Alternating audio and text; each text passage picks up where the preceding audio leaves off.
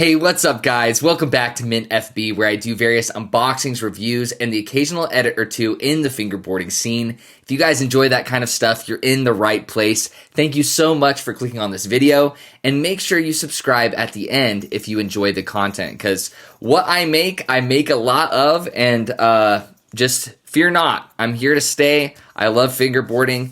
And I hope you guys enjoy the journey with me. Now, today we're doing something a little bit different outside of those three things that I talked about. We're going to be setting up a fingerboard and just kind of having a yap session, because you guys know I like to yap. I know I'm not everyone's cup of tea, and I love to just talk a lot. So hopefully you guys enjoy a little bit of this, but we're going to be setting up what you guys probably already saw. It performed really well. The Nosco decks.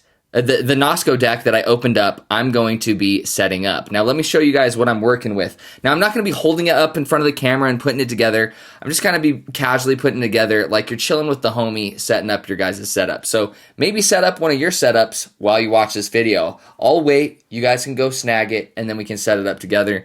But I have the deck. It obviously came with a sheet of G-Sheets. Shout out the homie Ish, one of the nicest dudes in the fingerboarding community, 100%. Actually, knew him before anything, before fingerboarding or anything. I didn't even know the dude fingerboarded, but shout out him. If you want to support a good company, definitely G-Sheets. And then I have a pair of 32 millimeter inverted kingpin trucks. And then I have some mystery tuning to go on this puppy as well. So this is probably going to take a little bit longer. I'll be making cuts here and there, especially if I'm just kind of not thinking of what to say or whatever. But some mystery tuning, this should go really well. And I forgot to bust out the wheels. I have this this set of teak wheels. So as you can tell, all of this stuff looks made for each other. Like, this is going to look clean. And these I've had lying around. I got them on a crazy teak sale. They were so cheap that I couldn't resist. And I was like, I'll just toss them on a setup whenever I eventually get a board. This one was very spontaneous, and they match super well. And then this was just a fantastic little surprise as well. If you guys own a fingerboard company and you want me to test some stuff out and actually give you feedback, I know it's pretty hard to get feedback. I will do that. If you ever want me to try out your products, I will too. I'm a very small channel. It's probably not worth sending me anything, to be completely honest. But I wanted to throw that out there because I've been asked by a few people who are starting their companies. I'll gladly open it up on the channel for you, but I'm going to keep it raw and real. So if your product does suck, I'm going to let you know. I'm just being straight up and honest with that. I'm a big believer in not being fake or sugarcoating stuff. And there's been a couple products on the channel that I've kept it real and said there's some problems. So I'll continue that.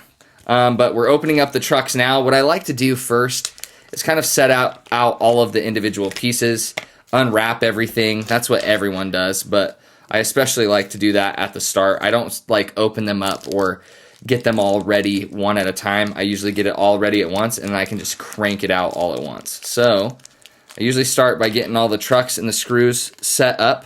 I usually keep the screws in the baggie so that I can pull one out at a time. I don't want to hit anything off the table. If you guys have ever dropped a screw or a lock nut or something into carpet, worst thing ever, dude. Let's see. Also, one tool that I am bringing into the equation, a metal nail file on some clippers. Believe it or not, this is the best thing I've found out of any other fingernail file. It's the metal one that's just attached to a pair of fingernail clippers. So that's what I'm going to be using to grip this board as well when the time comes. So let's get into it. I'm trying to think of what I'm wanting to yap about. It doesn't really necessarily have to be something about fingerboarding, but honestly, let's talk about I don't know if you guys game. I feel like gaming, fingerboarding, the gym, and basketball are like my entire personality. I actually make content on another YouTube channel that revolves around gaming as well. Oh shoot, I almost dropped the screw. I really enjoy making YouTube content. If you guys didn't know, I'll just take this tangent. We'll talk about gaming later. I enjoy creating content. I'm a big believer that everybody has like a passion or something that they're knowledgeable about or interested in. that they could make content about. And I feel like most people think they can't make content, but content is like creating content is more accessible than ever with your phone. Like, it's insane. I have a fully monetized YouTube channel that covers variety mobile games, and I've never touched anything other than my phone and maybe another camera. Like, I'm using the camera on my laptop right now, but I can use the camera on my phone as well. Those are the only things I've ever used to literally make money from YouTube. People underestimate how cool it is to create content. And even if it doesn't get monetized, if it doesn't go anywhere, if you're like passionate about it and you really enjoy the process or of creating content or what you're creating the content about, like, who cares, man? It doesn't have to be monetarily successful to serve as like a digital journal. That's what I appreciate the most. Like, money aside, like, I'm not making crazy money. It pays the utilities, basically. But it's like really satisfying to look back on older videos and see how far I've come. I just realized this is literally blocking my whatever. But see how far I've come when it comes to creating content, and also remembering what era of my life was that video transpired in. Does that make sense? Maybe I'm yapping and it literally doesn't even make sense anymore. But it's like a digital journal for me. So I'll remember things that were going on when I was making that video, or I'll like notice things that I've improved on dramatically. And that's the fun thing. I think the most rewarding and fulfilling, and I don't know, when it comes to being human, is getting better at something. I think that's what really keeps us going, is finding things that we can grow in and get better at. And if you don't have any of those, then you're just kind of like treading water. You're like in limbo. And honestly, I truly believe, I always remind people in my personal life, I'm like, man, limbo is worse than anything else. At least if you're regressing or progressing, at least you're going in a direction and things are changing. Like, but in limbo, it's literally just a stasis of being nothing. And I don't know. That's just how I feel about it, honestly. So if you guys have ever, this can all be very cheesy, but I really feel passionate about it, that everyone could make a YouTube channel, or maybe it's just a TikTok page or like an Instagram page or something like that, and stop being so hard on yourselves and embarrassed. Who gives a shit what people think about? And just make content, man. You're already enjoying something. Why not create content on the side? And you might enjoy content too. I just love content. I've been doing it for years now on that other channel. This one's very new. But what's cool is it can be what you want it to be. I do a lot of like editing when it comes to my gaming channel, like fancier editing, like way more crispy. Here, it's just kind of relaxed. I do cuts every so often, maybe a couple zooms, throw up some simple text on the screen. And that's different, but that's okay. And you guys are super supportive of it so far. And I appreciate you guys commenting and saying, hey, awesome content, keep it up. It means a lot. Like, I know you guys have probably watched other YouTubers talk about this stuff, but like the saying that, like, a lot of YouTubers will say, I would be doing this even if no one was watching. Like, if I uploaded it, it got 0 views, I'd continue to do it. Now, I am a big proponent of that. Now, not to the point, like, let's not lie. You wouldn't make videos for the sake of making videos if you didn't show them to somebody, if someone saw them. Like, maybe if they got 0 views on YouTube, but you were able to show that video to a significant other or someone in your personal life, of course you'd continue to make videos. But I feel like very rarely would we continue uploading videos to a platform. This applies to photos too. I almost dropped another screw. Would you really continue to do that if literally nobody saw it? It takes at least 1 view. So that's what I always tell people. I'm like, as long as one person is watching this, I'm going to keep on doing it because it's fun. It benefits me personally. It gives me something to do. It gives me something to improve at, and it feels good to improve on stuff. So I'm going to move on. I'm sure you guys have gotten the point, but figure out what you enjoy, figure out what you're passionate about, and figure out what you'd have fun making content about. That's what's the key to YouTube. So I'm pretty well known in the, like, pretty well, this sounds so freaking cocky. But I don't mean that in a bad way. But I'm pretty well known when it comes to writing mobile games in the mobile gaming. Like, it's a very small niche. I'm not big whatsoever, let me tell you. I'm not like huge. But I'm pretty well known in that little niche. And the amount of times I've seen people start creating content for the wrong reasons, it's really sad, honestly. Like, I've joked about it on my other channel.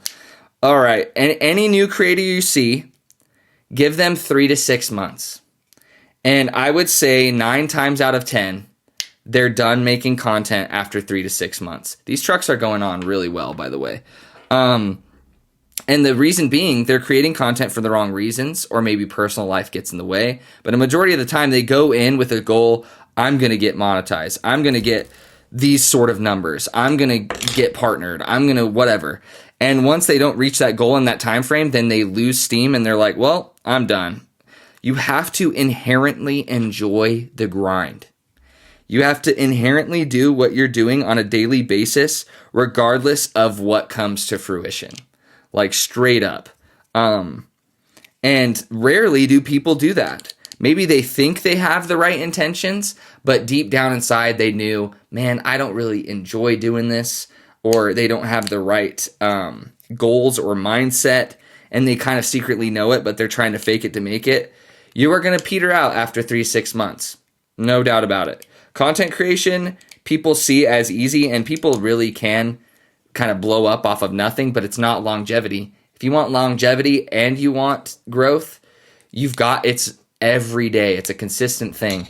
Like on my other channel, I post once a week, no matter what, no matter if I'm in the mood for it, no matter what. Sometimes there's moods where I'm like, I don't want to edit a freaking video right now. But I know once I start rolling with it, I'm like, oh, okay, I'm enjoying this, or this feels good to complete something or create something. Creation feels better than nothing. Here's the 32 millimeters on the trucks. Those went on super freaking easy. Now, let's put on that new tuning before we put on the wheels. Now, this will probably be a lot harder to unscrew and rescrew in. This might be a time that I speed up, so I'm going to probably cut this out. One down. You can't really tell in this lighting, but I've got one of the trucks set up with the white and blue tuning on this side. So now we're on to the next one. Now that I am a little bit more adept at it, we'll start yapping again. But I don't even remember what I was talking about. I was talking about YouTube, talking about creating content, how rewarding it is. So find yourself something like that you can continuously add to. I think it goes a long way. I think that's why we all love fingerboarding, dude. Like, you see a lot of people pick up fingerboarding for the wrong reasons, and then they kind of drop off with it. Even fingerboarding content, let's take it to that limit too. How many times have you seen someone start creating fingerboard content and then fall off with it because they burn out? It's because they started it with the wrong reasons, or the wrong incentives, or the wrong goals in mind, if that makes sense. So it's all just a learning process. When you start off making content, you're gonna suck. So, but yeah, I think that's why everyone loves getting into fingerboarding. But I think that's also why we see a lot of people fall off with creating fingerboarding content or continuing to fingerboard, is because they got into it for the wrong reasons, or had the wrong incentives, the wrong goals, or maybe just life gets in the way. Because fingerboarding, all these things that I'm talking about, they definitely should not be prioritized, in my opinion. Life takes precedence. Responsibilities take precedence. These are just other things that we do in our times that we're not handling our responsibilities and stuff. But yeah, gaming is a big one for me. And so the games I'm currently playing, if you guys didn't know, I've been playing Apex Legends for like 4+ years at this point. Super OG player. Still think it's the best shooter ever made in terms of mechanics. You'll never feel satisfied after you play Apex. So that's always a mainstay, but Apex isn't in the best spot either. I'm not saying Apex is super good right now. I'm just saying that's what I have always played, and it's because me and the boys hop on. It's the main reason we keep in touch with each other is through Apex. especially with one of us living in New Zealand. So that's kind of how I got into Apex and why I still play it to this day. But one game that I've started playing again after really enjoying it back in the day is the finals. I loved it, like, season 1. I was like, oh, this is sick. Like, best destruction mechanics of any game. Way better than Battlefield, believe it or not, that I've ever seen. Like, hands down, insane. Oh, shoot, I forgot a washer. Oh, no. Have you guys ever just, like, put everything together and you're like, everything's good. Everything's great. And then you realize you forgot a very integral part? Well, you're witnessing it right now. This is the first setup video that I'm doing, so I'm obviously not multitasking. Usually I'll just throw on a YouTube video or like a podcast or some music and just do it in silence. But juggling these two things is definitely a learning curve, even though I do like to yap. Dang, that tuning feels nice. And then I have to fix the mistake on the other one that I forgot to put in. I forgot to put in the pivot cup that they included with it. But I'll let you guys know what this tuning is once I know I'm allowed to say. But let's just say it's from a company I really like. I think it has potential for sure. Let's see how it performs though, before I really start yapping about it. All right, there we go. I'm surprised I didn't strip this shit with how much I've been breaking it apart before I even ride it once. Jeez. But I'm really... Oh, this tuning is snappy, dude. Check this out. What the frick? Yo. That's I've never been stuck up with tuning. Like, straight up, I've just used default tuning on a majority of my stuff. No lie. Like, I'll remove the washers, usually if it includes washers on it.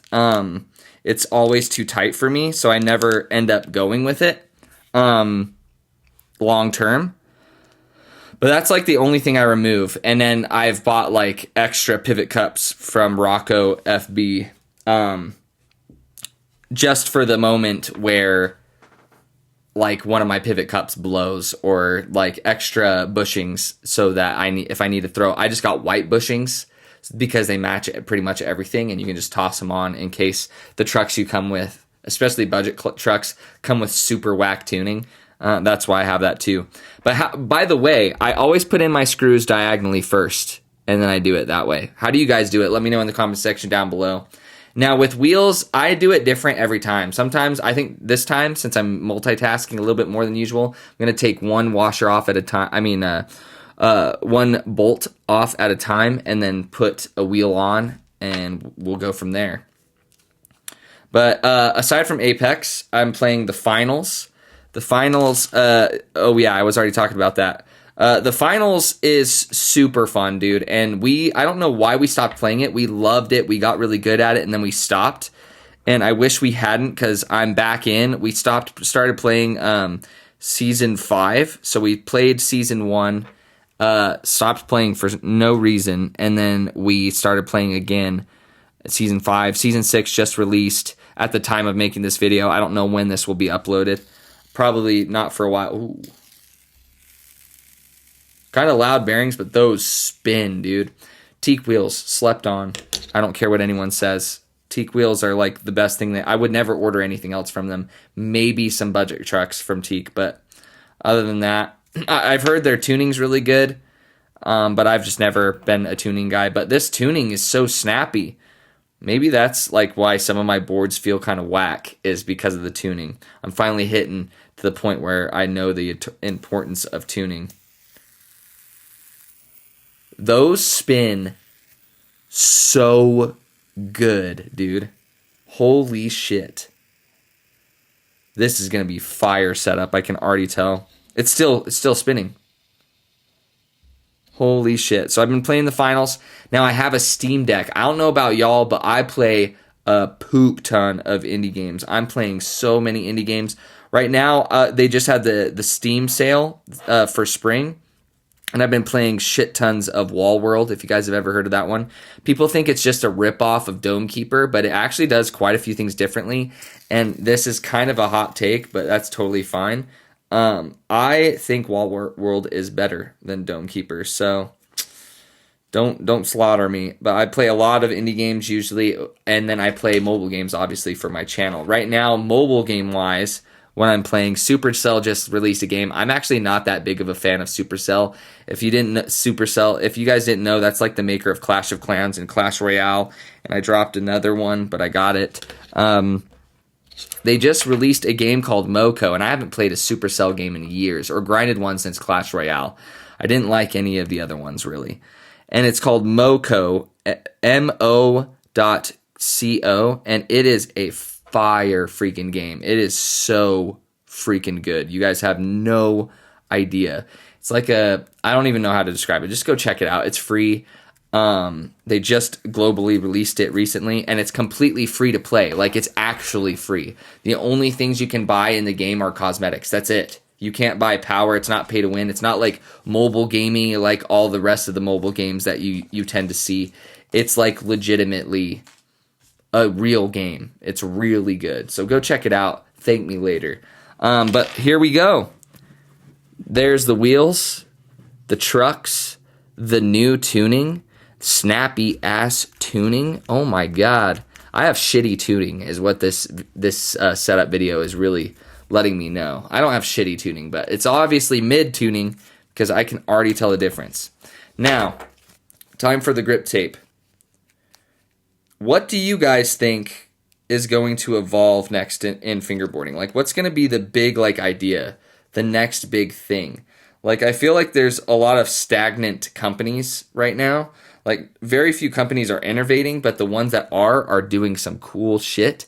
Like, let me know some companies that are doing some really unique stuff. I want to start, now that I know what I like, I want to start just supporting companies that are really innovating right now.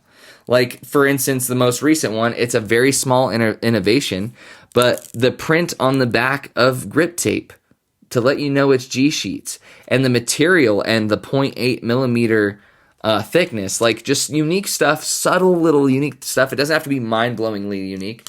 Who's doing stuff like this? Let me know. I want to support those companies. Now, I don't know how you guys do your grip tape, but I set it down on the table this way with sticky side up, and then I kind of get the board on it and make sure it's centered and make the two ends stick. Oh, shit. Well, that kind of ruined it, but oh no, dog hair everywhere on it with the stickiness. But kind of like this, it's stuck on there, so I know I'm not going to do it wrong. And then I start, so I lift up one end once I know that's done, and I start doing that. I don't even say what I'm doing.